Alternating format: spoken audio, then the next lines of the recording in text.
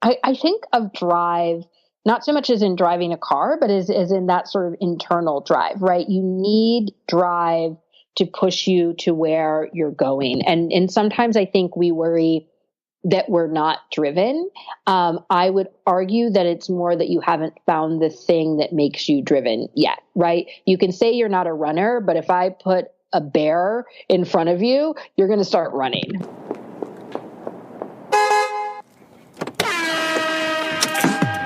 Hey, this is Raina Campbell, your Chief Dream Driver, and welcome to the No Parking Podcast, where through conversations and discussions with creators like yourself, we'll find interesting approaches to help you take your dreams out of park, put them in drive, and ride towards success.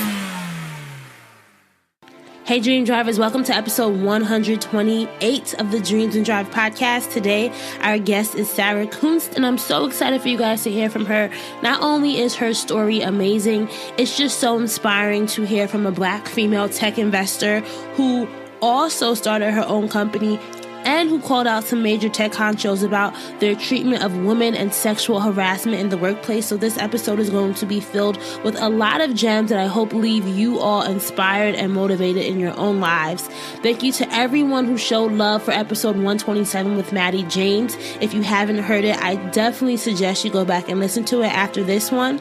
So I want to share with you guys this important aha moment I had this past weekend. I was a part of a professional development seminar that lasted 3 days, Friday, Saturday, and Sunday.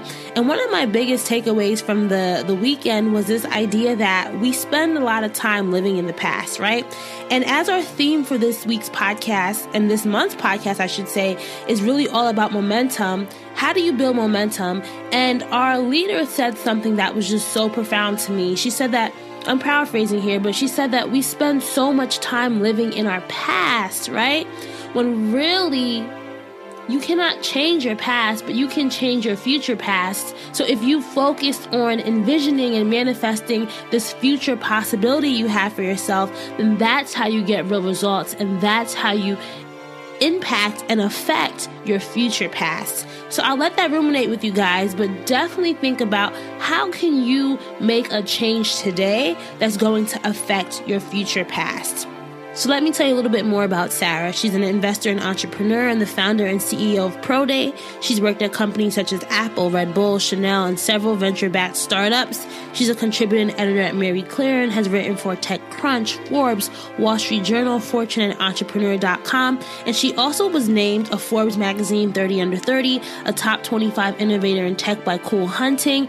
And she's been recognized for her work in Business Insider as a 30 Under 30 woman in tech and a top African American in tech and a top startup to watch in 2017. So Sarah has all the accolades, and she just dropped so many gems that I know you guys will love. As always, our show notes are available at dreamsanddrive.com. And you just have to click on episode 128. I really hope that you guys are following us on social. If not, please follow us. We are Dreams and Drive across the board on Facebook, Twitter, and Instagram. And you can also use the hashtag Dreams and Drive to engage as well. And don't forget to share. If you really enjoyed today's episode, just screenshot wherever you're listening. Share it on Twitter, Facebook, Instagram, wherever. Text it to someone. But definitely share. We can't move the Dreams and Drive movement forward without your help. And I would greatly appreciate it if you shared it with a friend. And our giveaway of the week is with Nubian Heritage. We're giving away 2 sets of their Abyssinian and Chia Seed body wash and body lotion. So if you want to enter to win, I love Nubian Heritage products. Just go to dreamsanddrive.com/win. That's dreamsanddrive.com/win. All right, hope you enjoyed today's episode. Hi, Sarah. Welcome to Dreams and Drive. I'm so excited to have you on today. Thank you. I'm excited to be here. You know what's funny? I was trying to think of how I first heard of you, and I finally remembered. So I was I want to say maybe in 2014, maybe even 2013, I was at a Find Spark event, and I think you were one of the speakers, and that's when I just graduated from college, and I was eager to connect with people and eager to know who's who in the tech world and the entrepreneurship world, and that's how I first heard of you. So I've been a fan of yours and just following what you've been doing with your career since way back when. That's so funny. I remember those events. That's been a long time, and you're killing it now. That's awesome. Thank you. And of course, episode 77 guest Melody McCloskey of Style Seat was the one who pinged you and said, hey, you should come on the show. So everything kind of just comes full circle. That's a theme that I've been finding with a lot of the past guests that we've had on. Yeah, I love it. Melody's a good friend, and I just love everything she's done with Style Seat. And so when she reached out and suggested that I do the podcast, of course I said yes. I thought it'd be awesome. I love to start our interviews by going back in time. So, Sarah, if I had to say, what was inspiring you as a young child, how would you respond? I think for me, it was always this sense that my parents, gave me of kind of you can do anything, right? So there was always a lot of my parents were always like, you read more, study more, learn more, work hard. And if you work hard and put your mind to it, and you're honest and nice to people, then like good things will happen. And so that was always just a huge part of how I saw the world. And I really took that seriously. I spent a lot of time as a kid, with my friends and playing and all of that. But I also spent a lot of time reading and in the library, and just learning about things and kind of starting to understand, and explore the world around me. And I learned really quickly that I loved reading, I loved research, I loved, learning, but really what I loved was building things, right? And creating things. And I also loved money. So I started very young, we could have been friends. We could have been friends growing up. Exactly. Would have had the best lemonade stands. But I just learned really early that those were the things that I gravitated towards. And I had a ton of encouragement to do those things. And I've kind of never stopped. So you grew up in rural Michigan, right?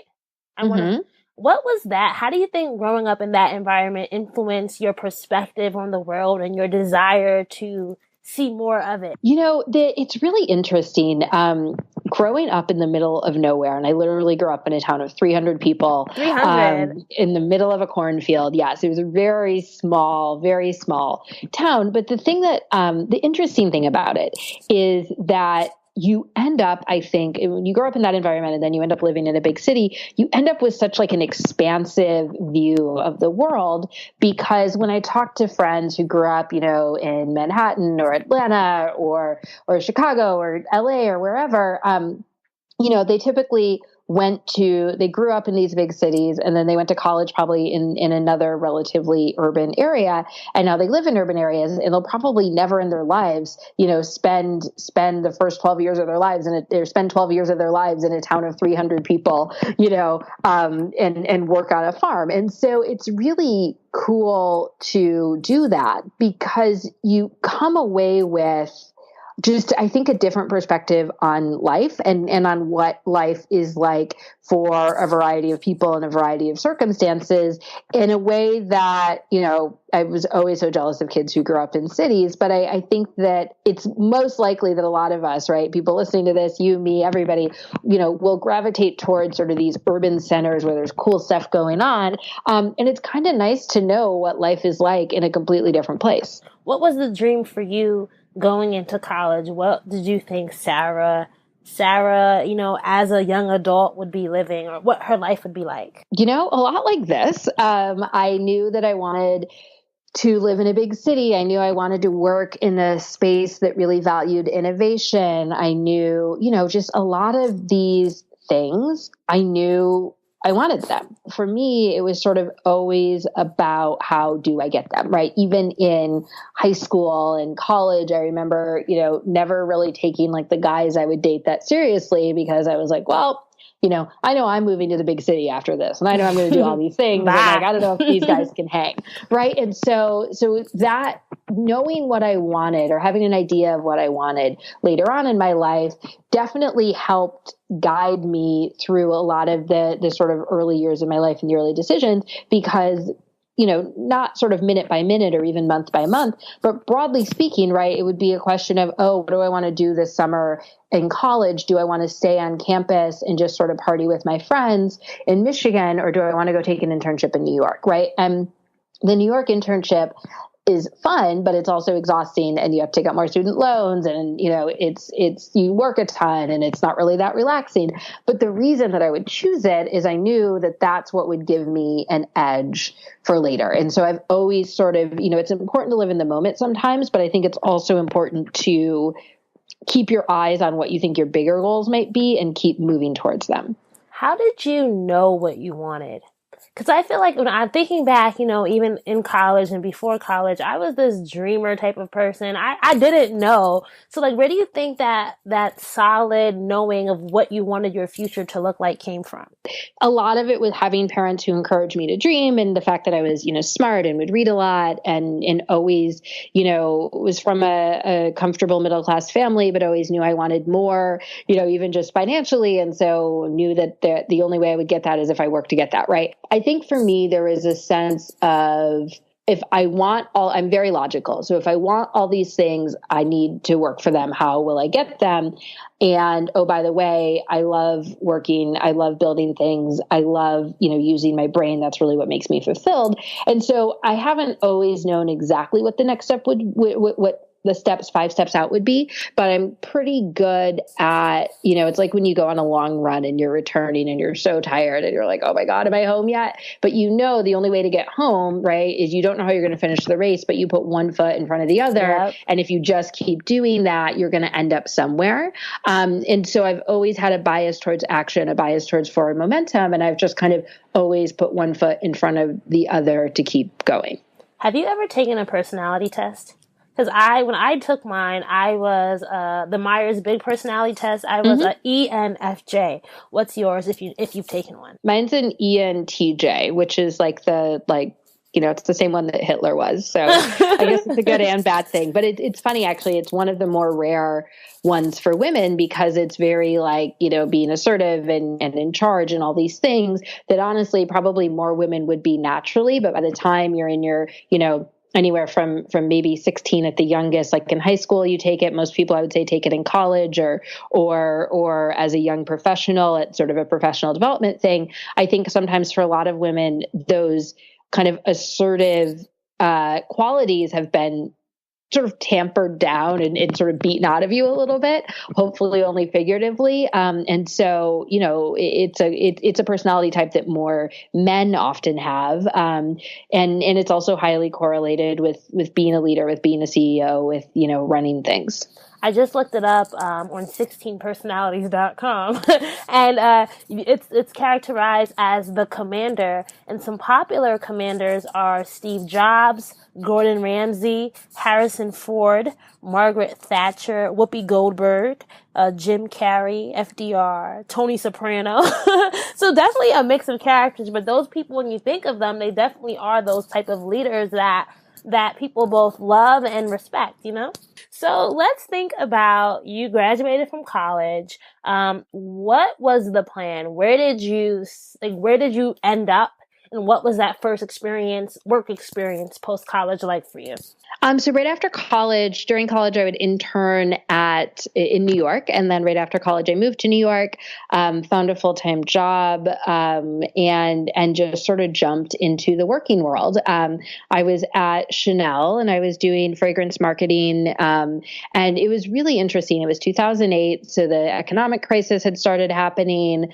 And it was also interesting because, Chanel's a perfume company, and this was, or Chanel's a luxury company. I was selling perfume, both things that are largely offline. But I was so focused on the internet, being kind of a young millennial, that I loved working there. But I was also kind of like, wait a minute, I feel like I want to do something that's more focused on technology. And that's how I ended up, joining the first startup I was a part of, which is a company called Guest of a Guest, a digital media company. And when I went there, they kind of just said, hey, we need, we have content, we have page views, we need to make revenue. figure out how to make us revenue.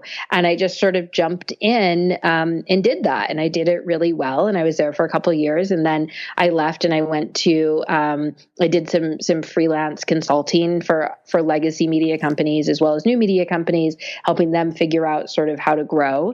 And then I went to another startup that was backed by a lot of venture capital investment on the West Coast. And I was in their New York office. I ran their product. It was their first East Coast employee. I lived in New York at the time, ran their product in business development, and sort of just had to teach myself everything on the way. And that was really, those two experiences were really my kind of trial by fire in the startup world. And then the second company that I was at, after a year or two, it was sort of running out of money and it didn't look like we'd make it. So I was talking to investors about, hey, how do I save my company? How do we save our company? And one investor said, look, you're not going to be able to. It's going to fail, but maybe that's okay.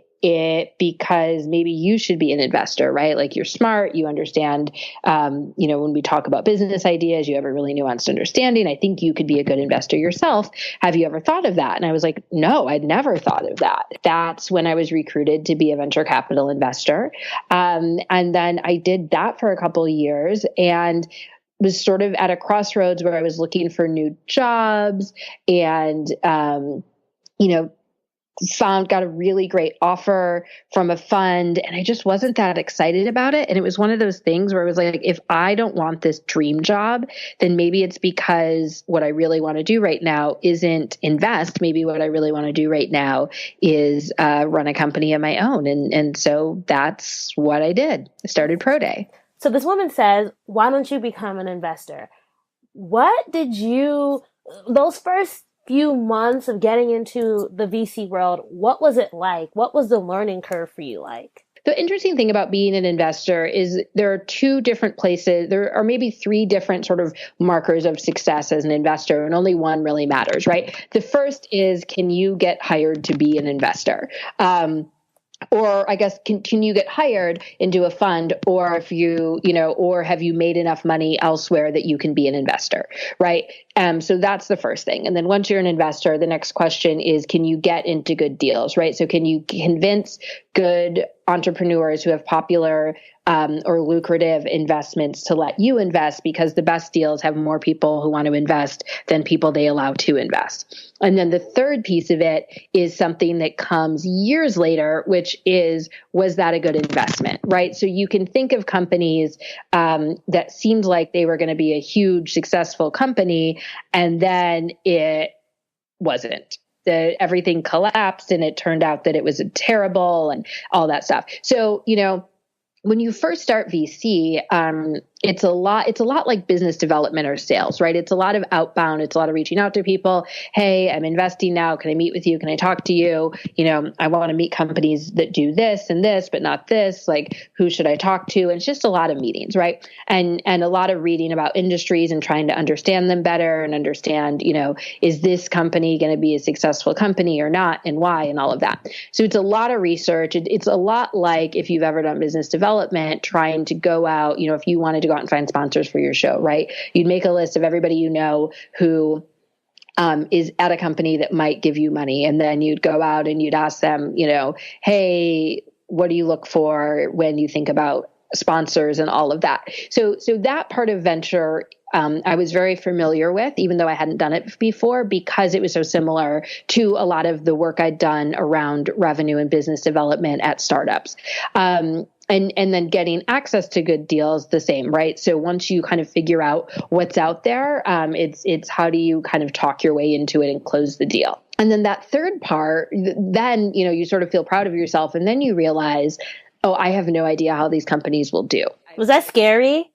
No, I would say no. Like it's like anything, right? You might close a big deal, and there's like, you're excited. And then that's kind of like, okay, I wouldn't say it's scary. I would say it's more, okay, now the real work begins, right? So now we're going to have to sit down, focus, and start working on how do we make this happen versus, how do we get into the deal, whatever else. Now it's really, how do we make this successful? That makes a lot of sense. Question. So when you are, being that you're now an investor, you didn't have to use your own money where you were working with a fund, right? Yep. So I was working in the venture capital fund, and I was hired and was taking deals to them, and then we would decide to do them or not. Okay. Were you on a salary or is that a commission-based job? So it's a lot like a sales job. So if you have a sales job, you're probably making a base and then you get a commission if your deals go well. The difference is that you don't know if your deals are going to go well, until 5 or 10 years in the future when the companies either go public or sell, right? So to put it in perspective, companies like Uber, most of their investors haven't made any money off of Uber yet, right? Maybe some of the really early ones have sold their stock to later investors, but the vast majority of investors haven't made any money off of Uber, even though Uber is the most valuable on paper private company in the world. These investors don't have a return on it, and they won't until Uber either sells to somebody or, has an IPO and goes public. So Uber's been around since like 2010, and it's almost 2018. And they're super, this massive company, but it's these investors who put money in early in 2010, 2011 still don't have their money back. And they might not have their money back for another, 2 or 3 years. Was there something during this time that you really had to learn? Like you had a really big learning curve when it came to understanding the business? And if so, how did you get past that? I don't think the business, because I'd already worked at this point in startups. I was investing in early stage startups, and I'd already worked in early stage startups for from 2009 to 2012. So it was 4 years in of just working like a maniac. And so I understood decently sort of what was going on in startups. And that helped me understand what startups wanted in an investor.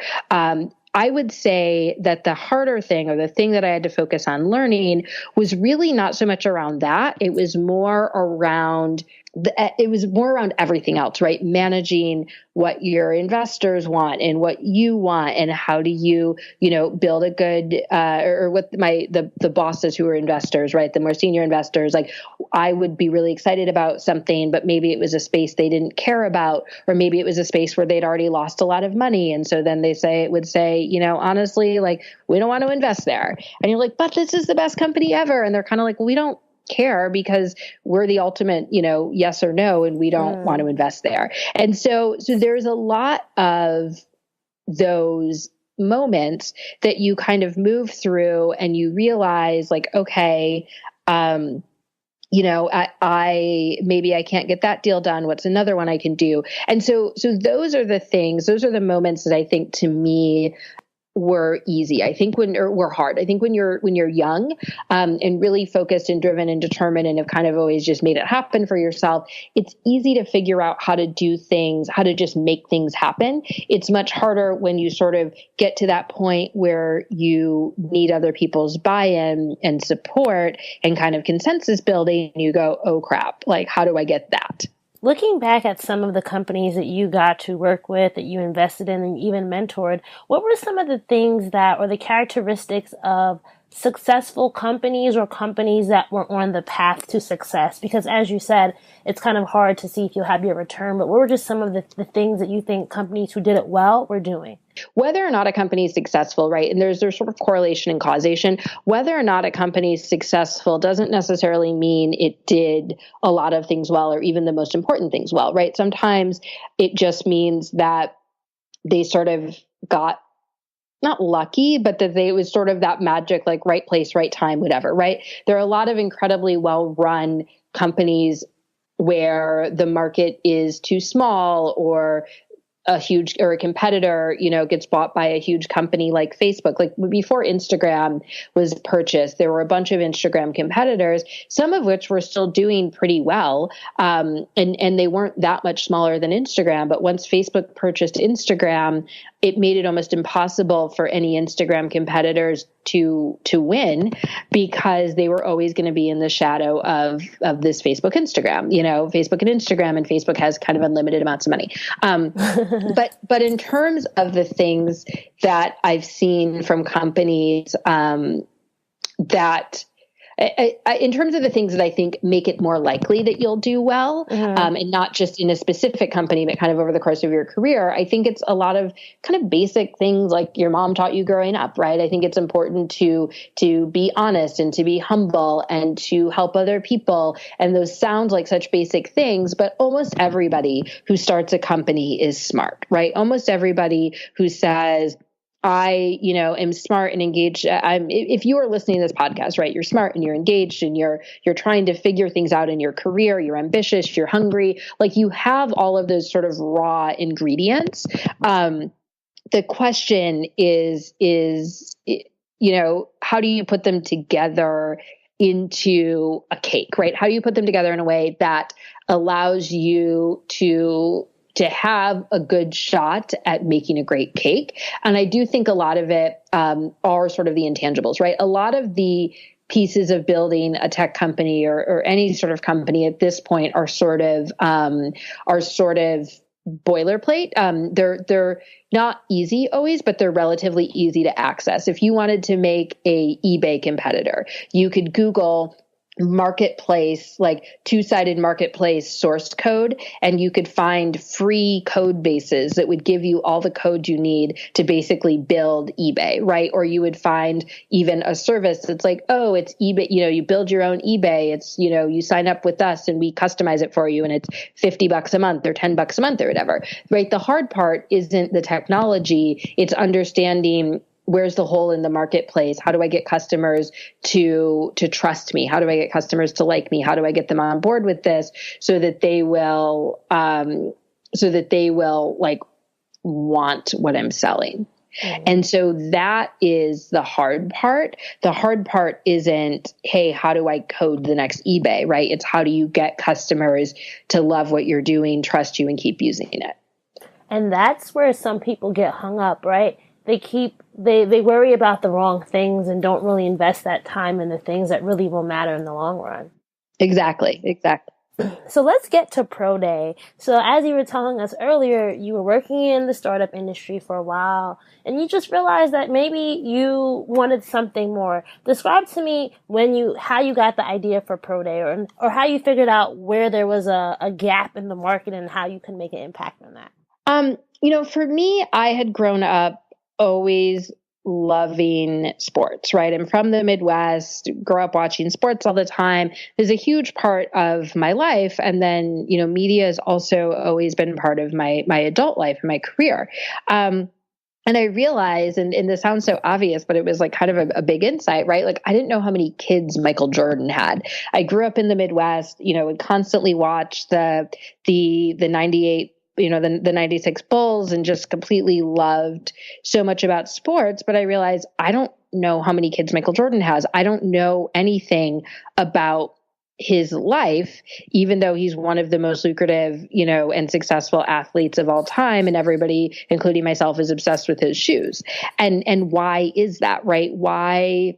Why is it that I don't know anything about him? And it's not because he's not in the media. He's in the media all the time, right? And so I realized that the reason for it is because we don't talk about athletes like they're celebrities. We talk about athletes in terms of stats and yards run and all these other things, even though at the same time, we're literally wearing their names like on our backs, So we obviously care about them a ton. We just don't show it in that same way. And I realized that was a huge opportunity. And that's really, where Proday came from. It started really around fitness and nutrition. And then almost immediately, users were saying, hey, cool, we want to see how people work out, but we also want to see how they,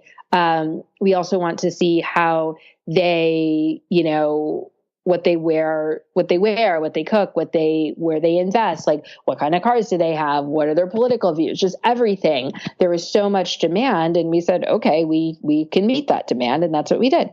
Did you go out for funding for it?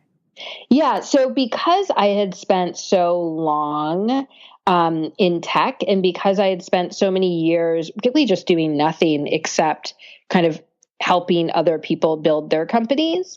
When it became time for me to start my own company and raise money, it was, Well, it's one of those things, right, where it was relatively easy. I was able to raise money overnight after only working on it for 7 years, right? So it overnight happened. success. Exactly. So it happened, in a timeline that can seem quick, but it would have been impossible without those years of work I had put in before that, so that people wanted to help me and believed in me and were excited about what I was building. Being that, you had to work with entrepreneurs for those 7 years and you were in the space, when you finally were an entrepreneur yourself, what do you think was the biggest reality, what's that word? Like the biggest shock that you experienced during those first few months of entrepreneurship? I had started a lot. I'd worked for a ton of companies before, right? And so I knew a lot about how to do things. I'd often been the first or only business side person, so I knew how to do things. The difference, I think, when you're the CEO, when you're the boss, is that is the responsibility, right? It's sort of the difference. You might be a nanny and you might, be watching kids for days or weeks on end, really with no, parental help. If you're a baby nurse, right, you might get there in the morning when the baby's asleep and you might put the baby to bed and the parents are working and like you are there. But there's a difference in responsibility levels, right? So if you are a nanny and you're babysitting for a 3-year-old and the 3-year-old's being a brat, you know what you think? Wow, the parents are doing a bad job, right? When you're a parent and your 3-year-old's being a brat, you're like, oh shit, the parents are doing a bad job and that's me. So I think that the biggest difference, I think it's great to get operating experience before you start. I think it's really smart to spend a lot of time learning something about what you want to do, right? For some people, that's spending time in the industry they want to disrupt. So maybe if you want to start, a competitor to Airbnb, you spend time working at hotels first to understand what people are currently doing. It's also smart to spend time, at a company that's similar to what you want to do. I've worked at digital media companies and now I run one, or even just traditional office environments. When you want to start a company and you've kind of never had a job before, it's hard because you're just not aware of little things like, oh, I need to register my company as a corporation or LLC, or I need to, pay taxes, business taxes, or I need, health insurance or workplace insurance or whatever it is, right? So it's helpful to get some of that experience, but at the same time, no matter how much you prepare, it's always different when you're doing it on your own and the responsibility is solely yours. What kind of metrics were you using to gauge how well the business was doing as you guys were growing? I don't think it matters. Depending on where we're at in our growth, we use different metrics, and that's fine, right? You can switch metrics. The important thing about metrics is picking one and then really focusing on it. And it can be anything, although it can't be everything, right? So there have been times where we say we really want to get to a certain milestone of followers on social media, or we really want to get to a certain point in terms of the number of athletes we work with or the amount of revenue or whatever it is. And usually we'll pick that goal for like at least a quarter, right? Like at least a few months, occasionally shorter, sometimes longer. And then that becomes the main thing, right? So that becomes the number one. Everything we do at the company really has to roll up into, hey, are we achieving that goal right now? One thing I also want to say is I think it's so cool that you get to work with these athletes that you might have admired from before. How did you build those relationships? Were you cold calling athletes or were you kind of leveraging your network? Both, really. We've had a lot of athletes reach out to us as well. I mean, and I think that that's really where building a good reputation matters, right? It means that you come into things saying, hey, even if I haven't done this specific thing before, when you Google me, when you ask people about me who might know us, you find that there are good reports back, right? And so it's sort of the reputation you build, I think, is largely like your reference check to the world. And because we'd spent a long time build all these relationships, and me and some of the writers, people knew us and they liked us, we had connections. We would get inbound people reaching out who want to work with us. And then a lot of it just comes down to whenever you have a loose connection, right? People want to help you. People want to do things for you, right? Melody introduced you to me because she enjoyed being on your show, right? And maybe you'd known her 5 years or maybe you'd known her 5 minutes, but because that interaction sort of served as this reference check where she said, hey, I want, to tell Sarah that she should do this. And so we take our relationships with athletes incredibly seriously. But it's not just the relationship with athletes, right? We could be amazing to athletes, but if we had a terrible reputation in other parts of business, then it wouldn't be great. What advice would you give to a person who is deathly afraid of networking? And I ask you that because I oftentimes get a lot of people who reach out to me and say, hey, do you have any tips for connecting with people or how I can promote myself? And I'm just like, it's hard for me to give people advice on that because it comes natural to me. So I'm passing that question off to you. I think you have to do, right? So you always have to do things that make you uncomfortable. You can't say, oh, I'm really afraid of, whatever. I'm afraid of water if you live by the beach, right? Like at some point you have to get your fears enough in order that you can survive. And honestly, if you have, debilitating anxiety or fears about things, then sometimes you also have to take a step back and say, maybe what I need to be doing right now is not worrying about starting a company. It's worrying about, getting other things in order in my life so that I'm in a healthy enough place where I can, right? But when you're talking about sort of a more manageable level of discomfort or stuff that you're just not great at, sometimes you have to think outside of the box and say, wait, why am I trying to do this thing that I'm not great at, right? If it's you're afraid of the water, sure, it's one thing to be like, I live by the ocean or I have a pool. I want to know how to swim because I would feel terrible if somebody fell in my pool and they drowned because I didn't know how to swim to save them, right? That's different. That's just saying I want to be functionally okay, right? I want to get like a C plus at this versus saying I'm afraid of swimming and I don't know how to swim and I'm 35 and I want to become an Olympic swimmer. That one's going to be harder, right? And it doesn't mean if that's like unpack that, like, why is that what you want to do?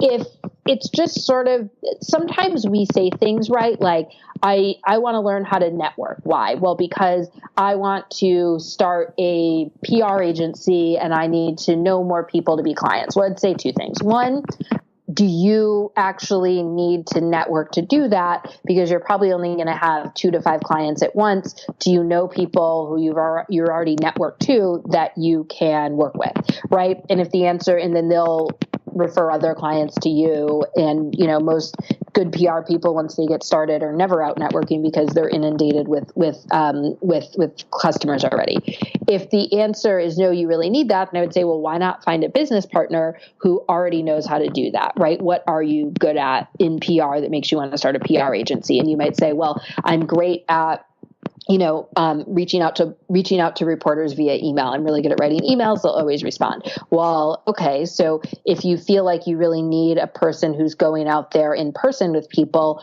why not find a co-founder or hire an employee who's really good at the outward facing stuff. And then you focus on what you're good at. Because even if you're good at everything, the one thing that everybody's bad at is having more than 24 hours in a day. So you still are going to have to sleep. You're not going to be able to do everything, right? I talk to founders all the time who say, I'm good at so many things. Like I'll say, who's handling your marketing? Who's handling your PR? Who's handling your product? Who's handling your QA? And they say, I do it all. I'm like, but you can't do it all well, not because you can't, like any one of those things or 2 or 3 of those things you could do amazingly well, but you can't do 10 things at once and do them all to the level that they need to get done. So make a list of the things you like doing the most, make a list of the things you like doing the least, and think about what your goals are and say, how do I build, like I love shopping, right? I love e-commerce. I love shopping. I would never start an e-commerce startup because my brain is not wired to be good enough at at the sort of supply chain pieces. Oh my gosh, logistics. I work full time at a fulfillment company. Like I work in marketing at a fulfillment company. And people don't understand e-commerce is not that pretty once you get to the logistics. Hard. Okay, yes. Sorry for that little tangent. But that's the thing, right? Is it's really hard. But that being said, so even though I have great fashion sense and I can do, and I'm great at picking out things and people always compliment the stuff I buy, I would be really bad to start an e-commerce company. But I could find a co-founder who maybe has not the best sense of design, but is amazing at logistics, and we could start an e-commerce company, right? Or I could say, I don't want to find a co-founder and start an e-commerce company. I'll start a, styling company or there are other things, right? So think about what you're good at, and think about what you're bad at, and think about if there's a way to build a life that highlights what you're good at and doesn't focus so much on the things that you're not as good at. Not that you shouldn't continually try to improve on those things, but realistically, it's just probably, if you're an adult listening to this and there's something you've never been great at, that probably doesn't make sense given how hard it is to start a company square in the middle of an area that you've already spent multiple decades of your life not being great at. What do you think is your superstar strength? Well, I actually, I am really good at, I don't love the word networking. It's not an incorrect word, but, I'm good at building relationships, I would say. That's probably similar to networking, but, I'm good at getting to know people and remembering them and helping them. And, I have a ton, I'm very extroverted. So I get energy from being around other people and helping other people. And I love doing that. And so, I do that a lot, and it's really paid off in my life, and it's been awesome. And I just find it fun. So earlier this year, around July, Sarah, you told your story about how you experienced sexual harassment while applying to 500 Star that's by David McClure. That definitely sparked a whole, I won't say controversy, but it definitely brought your story and the story of other women who similarly have experienced similar things to you within the tech industry. And just within the past month, as you have known, so many allegations have come out. So many women have come forward with telling their stories. Why do you think it was so important for you to tell your story and for you to bring this topic to light? I think that it's so important to, on some level, right? And I don't mean this in a bad way. I don't really think my story is particularly important. I think the story, right? Because my story is, basically I showed up and wanted a job and, was trying to get one and all of that. The part that's important, I think, is that women understand that when those things happen, right? When they're sexually harassed, when those incidents come up, it's not them, right? We, in this weird way, are almost, we're almost not even a part of the story, right? Because it's happening to us, not because of anything that we did or we said or that we wore. It's happening to us because we are there in front of a guy who's working really, really hard to get access to women so that he can do this. Does that make sense? Mm-hmm. That makes a lot of sense. And I think it also just it also brings to these power dynamics that we as women sometimes have to navigate. And sometimes we don't even know what's happening. So I can share something. So I remember right when I graduated from college, I was working in New York City and I met this man at an event. And when you meet someone and I think I was naive. I was so new to the industry. He's like, oh yeah, let's meet up for lunch one day. And I said, okay, here I am. Here's this guy who's working in the industry that I want to get into one day. And then I realized that his intentions were not as what I thought it was, right? And when I said to him, and it's so funny because at the time I had a boyfriend and he was just like, I could be your side man. And I was like, excuse me? I was just so taken aback by that. But he thought nothing of it, and he continued to email me and to text me, and I just didn't respond. And it was just one of those things that it took me, him being overt with it, for me to realize what was happening. But this is something that just happens to so many of us. But a lot of times these men feel like what they're doing is okay. And he went on to say things such as, in this industry, if you want to get ahead, you need someone who can show you the ropes, right? And for some women, they may not even recognize what's going on. And that's the sad thing that sometimes, we face. And it's just like, it's just one of those things. I don't even know what to say about it, but it's something I feel like so many of us are going through on the daily, and we don't know what to do with it or what to make of these experiences we're having. Yeah, I think honestly, I would say that yes, it is. It can be confusing at first. Like there's sort of this cognitive dissonance, this moment of being like, oh, I think this is a business meeting because it should be a business meeting and it is a business meeting. And the only reason it's not being treated like a business meeting is because this guy is choosing not to, right? It's like if you go to McDonald's and you go through the drive-thru and you order a burger and then you reach in the bag and it's not a burger, it's like a baby bird. And you're like, what? Wait. But what, and you don't, if that happened, right, you don't sit there going, what did I do wrong? Did I tell the drive-through person the wrong thing? Did I send them the wrong message? Like, no, you definitely did not order a baby bird. You ordered a burger, right? If you get a cheeseburger when you thought it'd be a hamburger, then maybe you're like, oh, I guess I mumbled. When you get a baby bird, you're like, no, that was not on the menu. There was no reasonable human who would ever think that I wanted a baby bird. The only reason why I got a baby bird is because they swapped this out on me to do this to me, right? And so I think that there is a level of acceptance that you have to have that I think increasingly women are having earlier and earlier of, oh yeah, that guy knew it was a baby bird, right? Like this was not a mistake. This was not a misunderstanding. This was really nothing other than somebody choosing to do this to me. And they maybe targeted me because I seemed younger or I seemed naive or I seemed vulnerable, or just because they got a sick thrill out of it. Right. And that's not okay.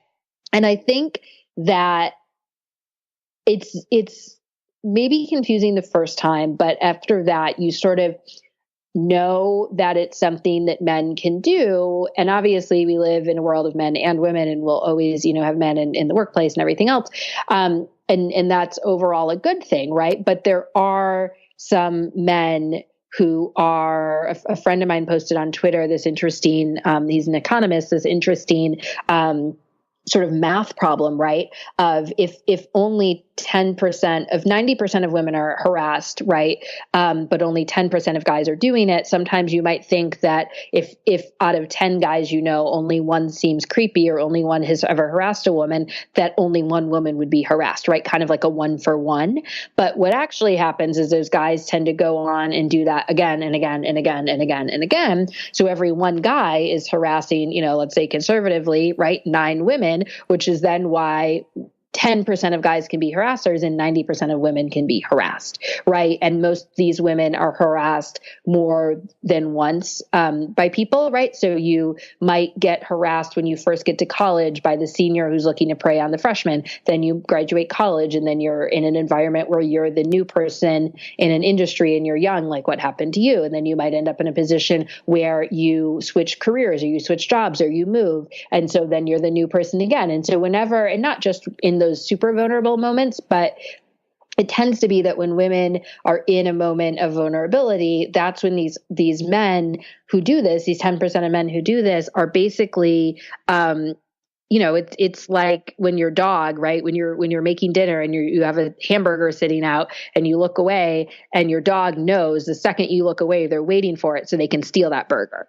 Right. And it doesn't happen. The odds that it would just casually happen are pretty low. Right. Some dogs will wait until you drop it on the floor, but most of us don't drop burgers on the floor very often. Right. So the dog sits there and they wait for you to turn your head and then they go in for the kill. And so that's what these guys are doing, right? They bide their time. They look for sort of the vulnerable person that they can kind of separate out. And it's fine to be vulnerable, right? We're all vulnerable. Sometimes we all, even the most confident, most, richest, most successful person in the planet has moments where they look around and they're like, oh, this is new for me. I don't know what I'm doing. Like, I need a little help here. And unfortunately, that's when a lot of these guys pounce. And, I think it's really important to not accept in terms of being okay with it, but accept in terms of understanding the way the world works, that these things do happen. If you're a woman, it's highly likely it will happen to you. And the best thing to do, there's not exactly a right way to handle it, but the best thing that never hurts, right, is documentation. So if that guy, was emailing you or texting you, I would say not only save the emails and texts, but save screenshots of them, right? And then you just sort of put them away in a folder somewhere. You might never think about it again, but then years later, you might find out that, he's doing this to other women in the industry, or someone else has is claiming something and they need your support and they need proof that it's not just him, right? Or you might have a boss who wants to hire him saying, hey, what do you think about this guy? And you don't really want to be like, oh, we kind of had a weird conversation once, when it's so much more compelling to say, well, here are the 20 times he texted me telling me that I needed to date him in order to get jobs, Receipts don't lie, and people will try to say, oh, she manufactured that. Nope. And you can even, what I like to do when I do screenshots is, how sometimes you name it, I'll take the person's name out and have their number shown so that you can say, this is the person's number, just so that is next level receipt keeping. I love yeah, it. You got to do that sometimes. One thing I will say, and I mean, that's really smart, right? Certainly. But the other piece of that I would say is that you'd be surprised, right? The number one thing, the number one truth about bullies, right, is they only bully you until they get punched in the mouth, right? Mike Tyson, of all people, has this quote that I love, right? That everybody has a plan until they get punched in the mouth.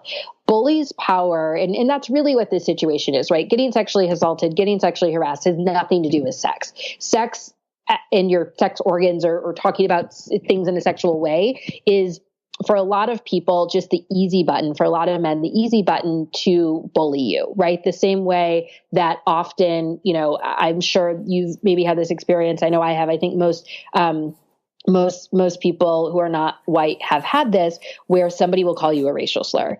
And it's never related to why they're upset with you, because there's no reason that someone would be upset with you that's related to your race, right? Like, oh, I'm sorry, you're that angry, I don't get a sunburn.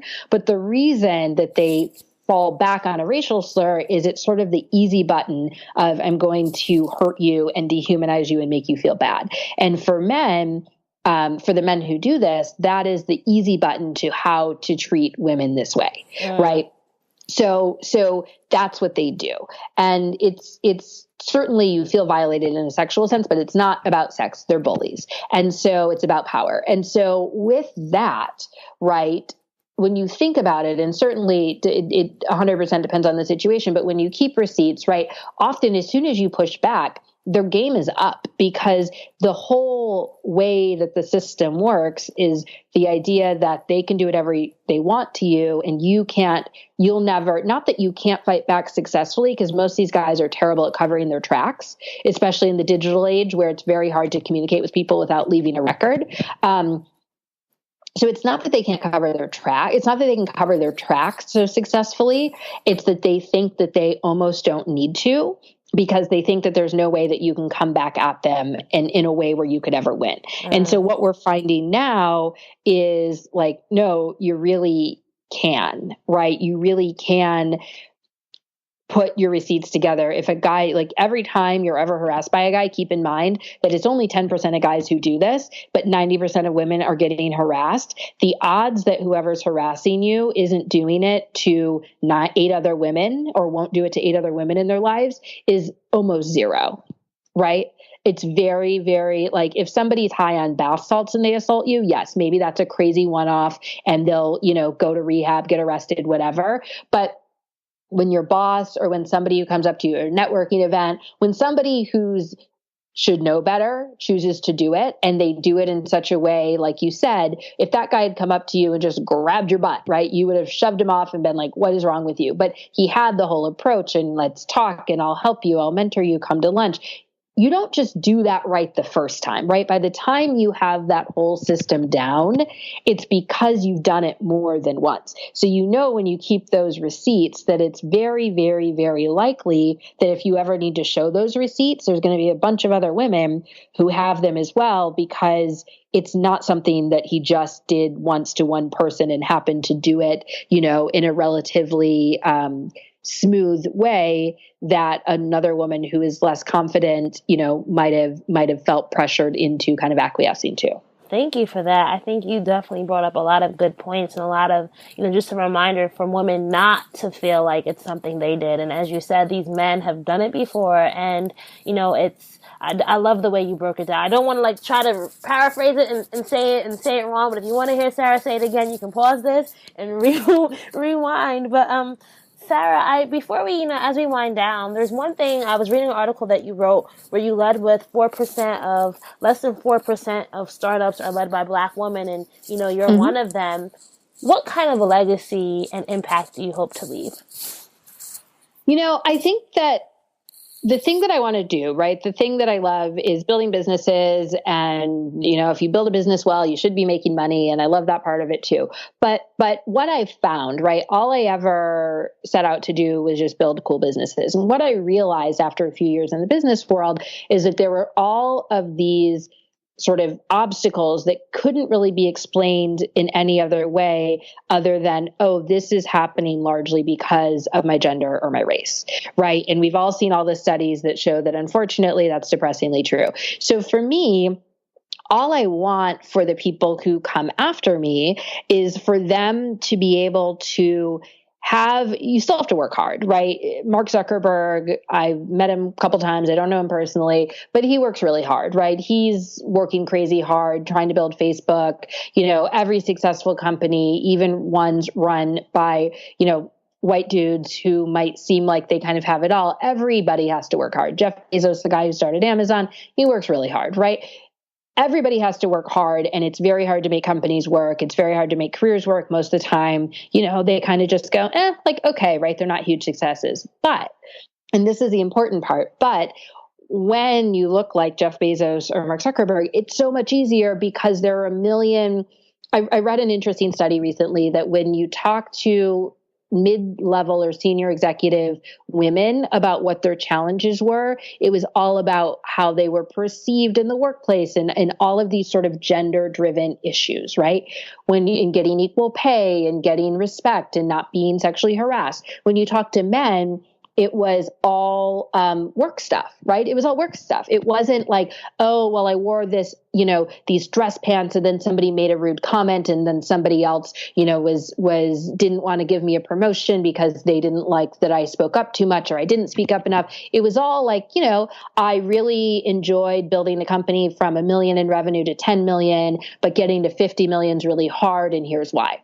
It was nothing personal because we allow men, especially white men, to be in the workplace in a way that's just about their work and not about their bodies. And are they going to have kids? And, are they too flirty? Are they not flirty enough? Are they smiling too much? Are they too grumpy? Like all of these things that we put on women that don't happen to men. And it's been well documented that it doesn't happen to men. And so for me, what I want the world to do, and it's certainly not me alone, but I'm a part of it, we're all a part of it, is in 20 years, in 50 years, we should be able to look at the world. And when you ask women what they need in the workplace or what the challenges are, it should be,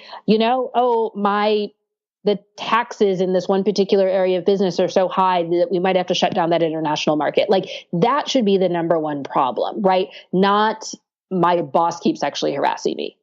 Thank you. And I do hope we get to that place within our society that is the reality for a lot of women. But Sarah, last question I have for you before we get into our lightning round is, thinking about the industries that you've seen come and go, where you see the marketplace right now, where do you think there's a particular opportunity for creative people who are in the lifestyle segment to really make a mark? And I know that's a very general question, but maybe just tell me something that comes top of mind. I think that the best company to start is one that you want to run, right? Meaning that if you start a company because it looks good on paper, I call this the MBA problem, right? I talk to MBAs all the time, people with master's degrees, and they say, I was looking at the market, and did you know that 50% of the whatever, we'll keep with burgers, right? 50% of the fast food market is owned by McDonald's, even though their customer satisfaction scores are low. I made that up. Sorry, McDonald's. Right? So because of that, I think I should start a fast casual hamburger restaurant that is, that really focuses on customer experience and customers, making sure customers love it.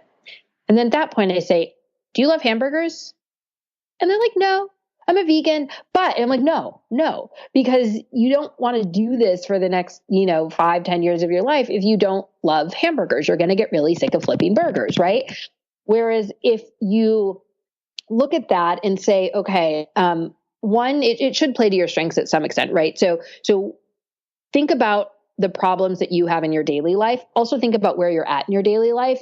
Too many companies are created by millennials who are single and don't have kids and are upper middle class and live in big cities, right? So there are like 1 billion mattress startups, and that's great and they make money, but like, is that really the biggest problem in the world, right?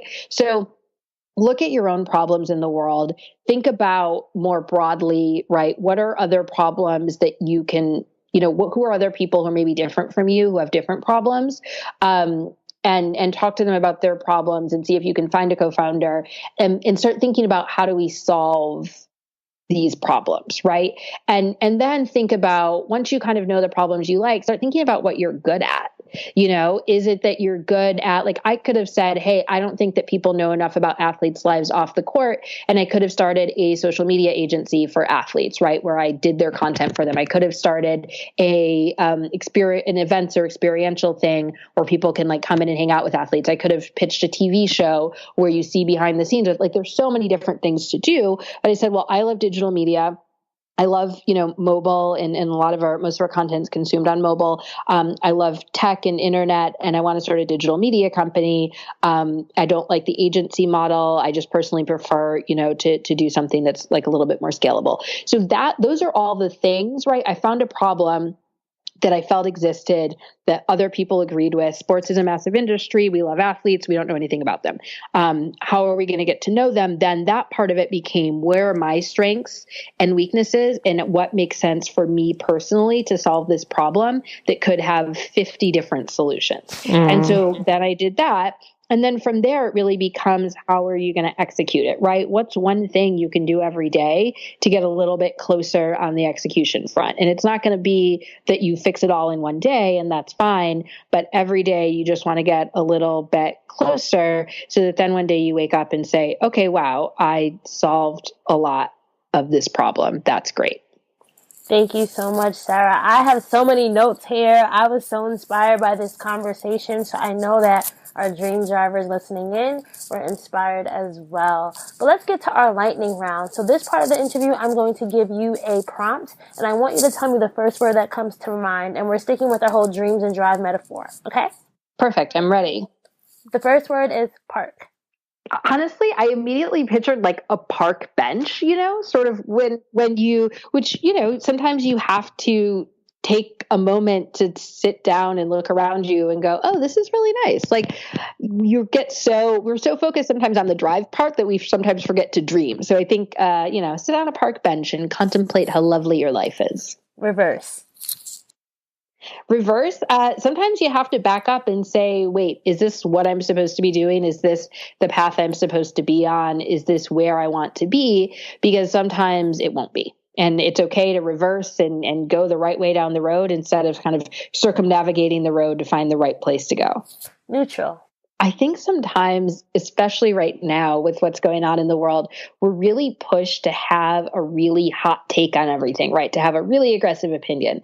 And I think it can be nice sometimes to sort of say, I'm a little bit neutral on that, right? Like, oh, is it okay to have whatever macaroni and cheese, green beans for Thanksgiving? Like, honestly, you can be neutral on that, right? You don't have to like scream down the other side and say, no, like only, regular green bean casserole or death. You can say, cool, whatever. I'll eat it. I won't eat it. It's one side dish in one day of my life. I'll live. And then last but not least, drive. I think of drive not so much as in driving a car, but as in that sort of internal drive, right? You need drive to push you to where you're going. And sometimes I think we worry that we're not driven.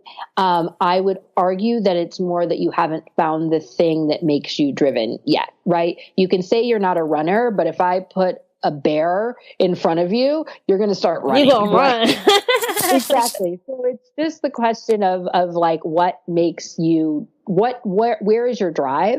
And a lot of times, if you sort of gone to the schools your parents tell you to go to, gotten a good major, gotten into the logical career, you maybe just don't feel driven because you've never done the right thing for you. You know, I hate running, and I finally accepted that I hate running, and I love weightlifting and yoga, and I like spin class. And so I know now, right after this, I'm going to go work out.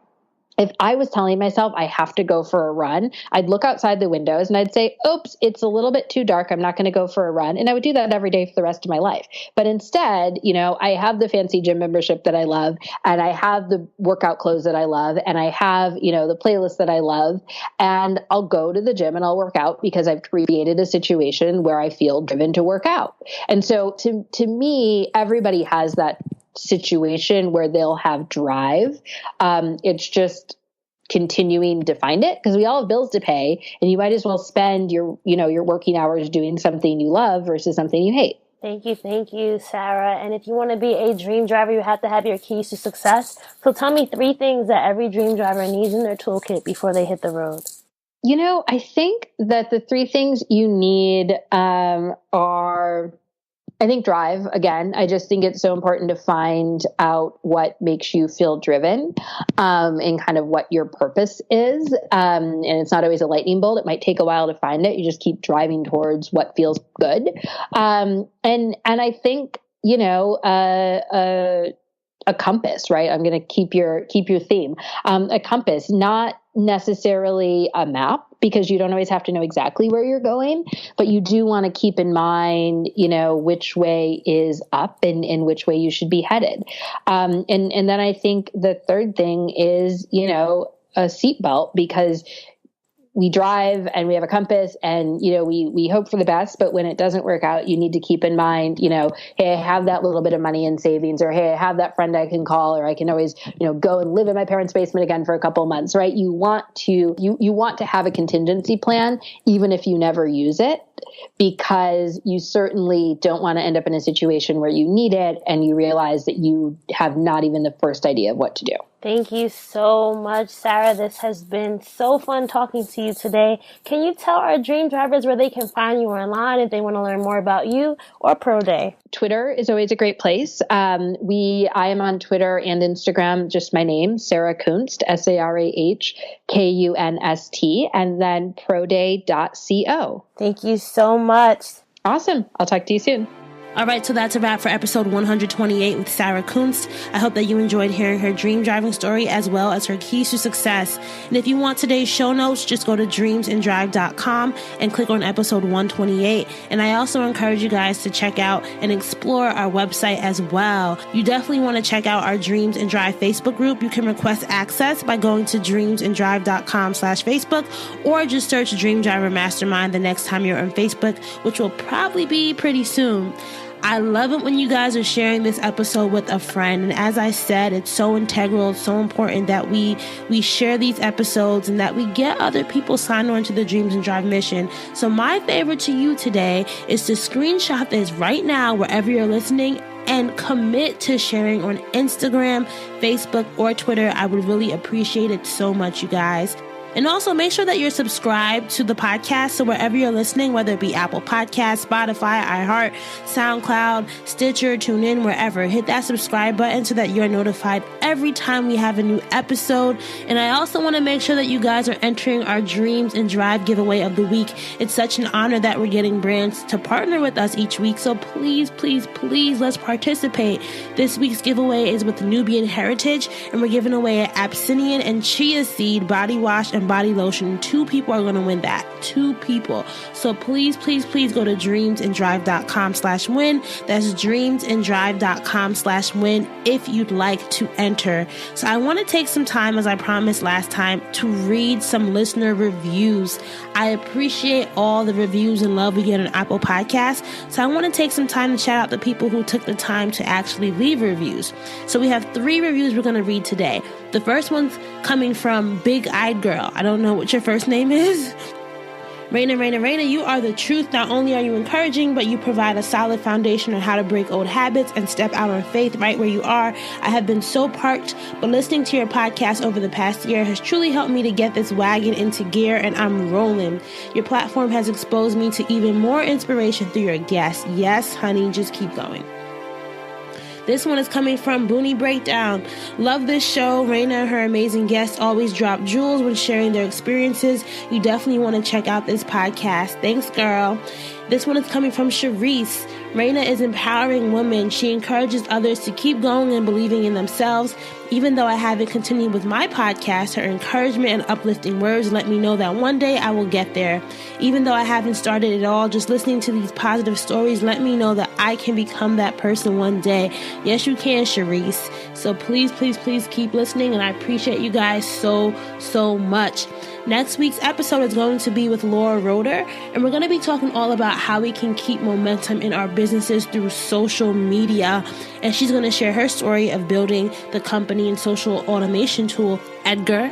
I want to say thank you to everyone who signed up for my podcast coaching session. So if you are thinking about launching a podcast, you need some help, you currently have one, and you want to know what you can do to take it to the next level, I encourage you to invest and to sign up for a session with me. Just go to dreamsanddrive.com/session. That's dreamsanddrive.com/session to learn more. Keep dreaming, keep driving, and we will chat again in episode 129. Bye, guys.